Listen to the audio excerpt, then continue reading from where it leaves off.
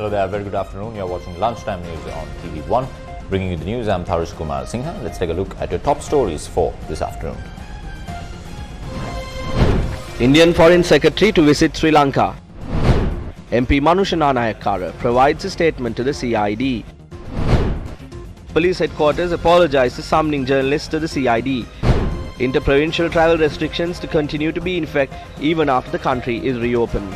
නිරෝධායන ඇදිරි නීතිය ඉවත් කරත් පළාත් අතර සංචාරන සීමාවන් තවදුරටත් පවත්වාගෙන යාමට අනිවාර්යයෙන්ම කටයුතු කරන්න සිද්ධ වෙනවා.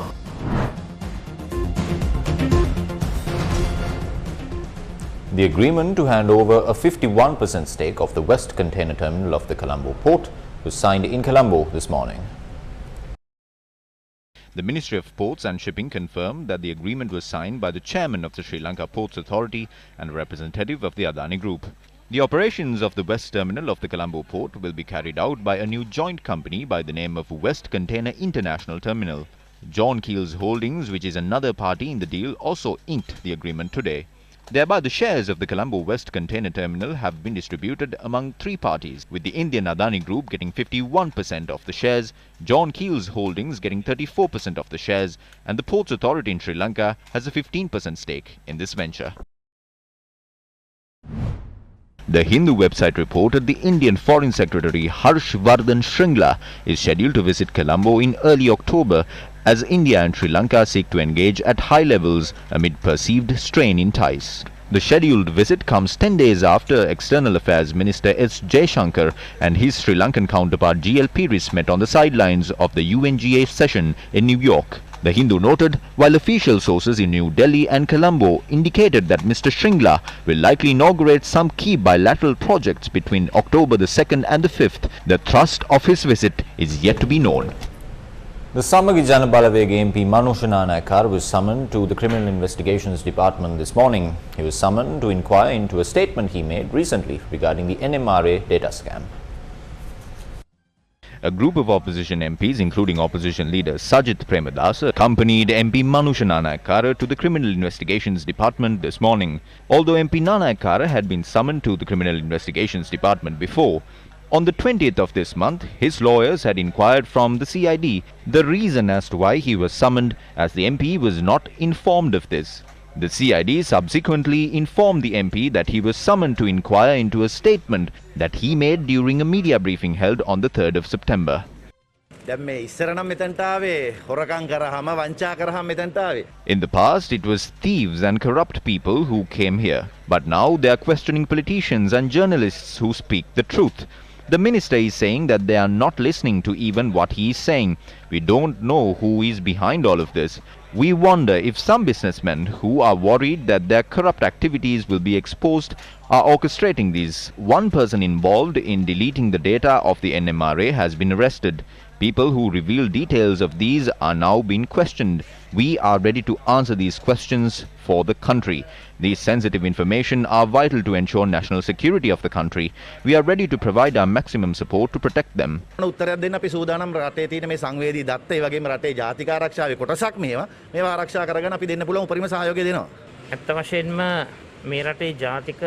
The national database of the country has a direct link to national security of the country. MP Manusha Nanayakkara, who revealed details of this conspiracy on deleting this data, has now been summoned to the Criminal Investigation Department for questioning. If journalists and editors are being summoned to the CID for questioning, we can only imagine how other people will be treated. I would like to state that the Samagi Jana Balawega will stand with him on this matter. අනිත් අයට කෙසේ සැලකිල්ලද කියන එක අපිට අවබෝධ කරගන්න පුළුවන්. ඒ පියතුමත් එක්ක එකට හිට ගන්නවා, එකට බැඳී සිටිනවා කියන එක මම කියන්න කැමතියි. එක්කම කියනවා චන්දජයසේන මන්ත්‍රීවරයා කියනවා මේ දත්ත මොකද තියෙන්නේ රාජිත සේනාරත්න සමයේ තිබුණු දත්ත කියලා. ඉතින් ඇත්ත වශයෙන්ම පහුගිය කාලේ විවිධ ඖෂධ පිළි You might remember that when we spoke about the vaccines and various other medication, and during the debates on science and fiction, the government stood on the side of fiction. They were a joke to the people. What is the Attorney General's department saying? If the AG's department is confirming that this was a result of a conspiracy involving the medicine mafia of the country, what more is there to say? There is also a massive attempt to convolute the issue of the people and divert their attention to another direction. I believe that they will conduct these court hearings without protecting the medical mafia and without seeking to earn large profits through the COVID-19 pandemic. I have faith in members of the Attorney General's department. අතකට හැරවීමේ ඒ මහා ජාවාරමුකුත් ක්‍රියාත්මක වෙනවා. ඖෂධ මාෆියාව රකින්නට කටයුතු කරන්නේ නැතුව මේ රටේ Covid ව්‍යසනයෙන් අධි ප්‍රමාණයේ ලාභ ලබන්නට උත්සාහ දරන අයගේ පැත්ත ගන්නේ නැතුව සත්‍ය හෙළිදරව් වන ආකාරයට මේ අධිකරණ මේ ක්‍රියාදාමයේ මෙහෙවයි කියන එක ගැන මට ලොකු විශ්වාසයක් තිබෙනවා නීතිපති දෙපාර්තමේන්තුවේ ඒ නිලධාරීන් පිළිබඳව. යම්කිසි ව්‍යාපාරිකයෙකුගේ ලංකාවට ඖෂධ ගෙනන ව්‍යාපාරිකයෙකුගේ යම්කිසි ව්‍යාපාර කටයුතු පවත්වාගෙන යන්න මේ දත්තම කොකියද විපක්ෂයේ ජනතුමාට චෝදනා නගන්නේ. ඖෂධ මාෆියාවේ ඕනෑපාකම් වලට If the highest ranking legal officer of the government is saying that this was done to fulfill the needs of the medicine mafia, we can imagine what had happened. There are many scams that are taking place behind the COVID-19 pandemic. First, they said that this issue can be solved using a tonic. Then they said this can be solved by throwing pots to the river. There have been many scams conducted in the guise of eradicating the COVID-19 pandemic. We are not willing to stand with these smugglers. COVID අලලා ජාවාරම්කාරී ක්‍රියාවන් ගණනක් සිද්ධ. අපි කිසිම දවසක ඒ ජාවාරම්කාරී මහමුලත් එක්ක එකට හිට ගන්නට සූදානම් නැහැ. The police headquarters has issued a statement over the incident where journalists were summoned to the CID to record statements regarding a complaint filed by Minister Bandula Gunawardena. The press release states that this is not the ordinary procedure followed by the Criminal Investigations Department. It adds that when assistance is sought from media institutions with regard to an investigation, they comply with such requests, and as such, journalists are not summoned to the CID. The police headquarters had apologized to the journalists for any inconvenience. The release states that an investigation was called for by the Inspector General of Police to look into the neglect conduct of officers that had damaged the professional reputation of the CID. Director General of Agriculture Dr. Ajanta De Silva said that steps will be taken to import organic fertilizer that is in line with quality standards. He says that organic fertilizer is due to be imported from a number of countries after the samples sent by them were found to be in line with quality standards. In the interim, farmers continue to suffer as they still do not have access to fertilizer. People of Vendarukorale in Madadumbara, whose main income source is farming, have been crippled by the country's new policy on fertilizer. Although the time is right for these farmers to reap the harvest of their pumpkin, ladies' fingers, tomato, chili, bean and corn cultivations, their crops have not borne fruit. The farmers point out that their future and that of their children are in jeopardy. The lives of these farmers have fallen from the frying pan into the fire after the government stopped importing chemical fertilizer and forced farmers to switch to organic fertilizer. The looming uncertainty over the future of these farmers' cultivations have cast a dark cloud over the lives of many. Chena farmers in Devalahinda and Keselwatar are unable to continue farming. They too do not have access to any fertilizer. Many farmers have already obtained bank loans to till their lands. These farmers who are planning on cultivating corn on about 1,500 acres are in doubt as to whether they will be able to pay back their loans. The Consumer Affairs Authority has issued a new Gazette notification rescinding the previous control prices set for rice. This Gazette rescinded the Gazette notification issued on the 2nd of this month. The Gazette was issued by the Chairman of the Consumer Affairs Authority, retired Major General Shanta Disanayaka. According to the previous Gazette issued on the 2nd of September, the maximum prices of a kilogram of Kiri Samba and Samba and Nadu was set at 125 rupees, 103 rupees and 98 rupees respectively. However, the Cabinet of Ministers convened this week and decided to rescind the Gazette. Shortly after the decision of the Cabinet was announced, large-scale rice mill owners convened a media briefing and announced the new prices of rice in the country. According to the large-scale mill owners, a kilogram of Nadu rice will be sold at 150 rupees, a kilogram of Samba rice will be sold at 140 rupees, and a kilogram of Kiri Samba rice will be priced at 165 rupees. මේ gazette වලින් මේ ආණ්ඩුව නාගෙන ඉන්නේ අනාගෙන දැන් වෙනකොට The government has completely messed up the process of issuing gazettes. The government has lost all its credibility. The government is attempting to stage circuses so that people forget their problems. The recently published gazette shows us some scenes from a South Indian movie. When we saw the Defenders and the Prados, we thought that we will be able to purchase rice at 50 to 60 rupees. But now the government has joined with the same mafia, and they have made this mafia the good guy. We feel that now it might be better to eat grass than eat rice. People are sick of these gazettes. Honorable President, we have had enough of your gazettes. At least now start working to address the true issues of the people and stand for the truth and justice. ජනාධිපතිතුමනි දැන් ඔබතුමාගේ gazette අපට ඇති ඔබතුමා යුක්තිය සාධාරණ වෙනුවෙන් සහ මිනිස්සුන්ගේ ඇත්ත දුක අඳුරගෙන වැඩ කරන්න කියලා අපි ඔබතුමාගෙන් ඉල්ලා සිටිනවා. Today, rice cannot be produced using chemical fertilizer in the country. Vegetables, tea leaves and various other crops also cannot be produced using chemical fertilizer. But aren't they going to import rice that is produced using chemical fertilizer?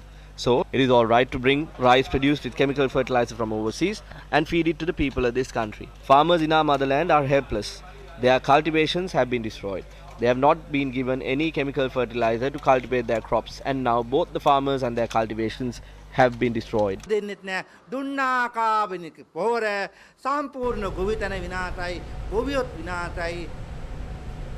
Making headlines this afternoon, Commander of Sri Lanka Army General Shavendra Silva says interprovincial travel restrictions will still be in effect, although a decision was reached to relax the quarantine curfew in the country yesterday. General Shavendra Silva expressed his views at a ceremony to commemorate the World Heart Day that was held at the Nagoda General Hospital in Kalutara today. The ceremony was organized by the cardiovascular unit of the Nagoda General Hospital in Kalutara.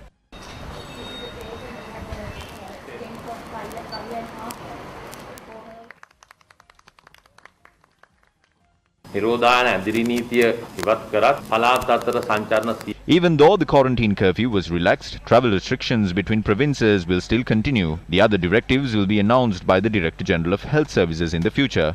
As a country with relatively a smaller population, we have been able to fully vaccinate more than half of our citizens. We have been able to bring down more than 30 million vaccines from 5 different brands. We cannot close the country at all times. I would like to thank the people of Sri Lanka for their sacrifices. No matter what rules and regulations have been put in place to combat this crisis, it is the people who will be an integral part of controlling the virus.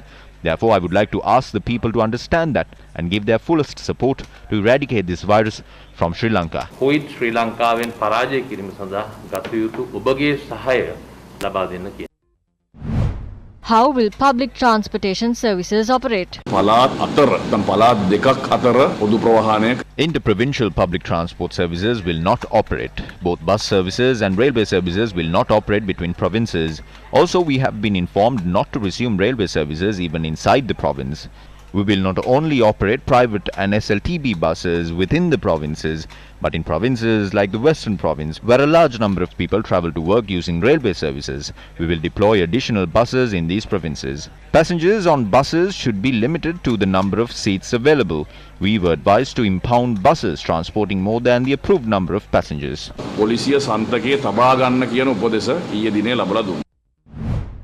Is it risky to reopen the country tomorrow? All our operations were carried out with a risk.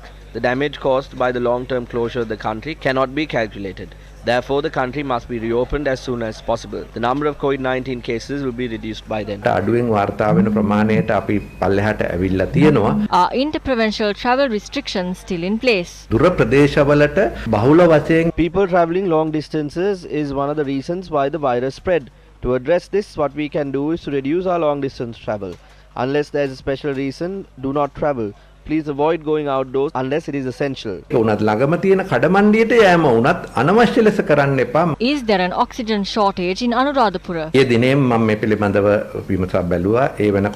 I looked into this yesterday. The issue was solved by then. The required oxygen cylinders had already been provided. There can be such issues at hospitals. Not only oxygen but even other supplies can be in short supply temporarily. In such a situation, we speak with the relevant companies and solve these issues. Is there a decline in the number of COVID-19 cases? The vaccination program continued while the travel restrictions were in place. Although by getting vaccinated we ensure our safety, the spread of the virus will not stop just because the people are vaccinated. It is important to be cautious of that. මතින්නේ නැහැ. අන්න ඒ ගැන සැලකිල්ල යොදීමත් වැදගත්. Another consignment of Pfizer COVID-19 vaccines arrived in the island this morning. The consignment contained 408,650 doses of the Pfizer vaccine acquired through the COVAX facility. State Minister of Production, Supply and Regulation of Pharmaceuticals, Professor Channa Jayasamana, said that this is the largest consignment of Pfizer vaccines ever brought to the island. Still in news from here at home, a group of inmates staged a demonstration atop a building of the Valikada prison today. Our correspondents reported that 13 inmates of the Valikada prison engaged in the demonstration. The inmates also displayed several placards atop the roof of the chapel building at the Valikada prison. The inmates have staged the demonstrations on several occasions previously, demanding that their sentences to be commuted.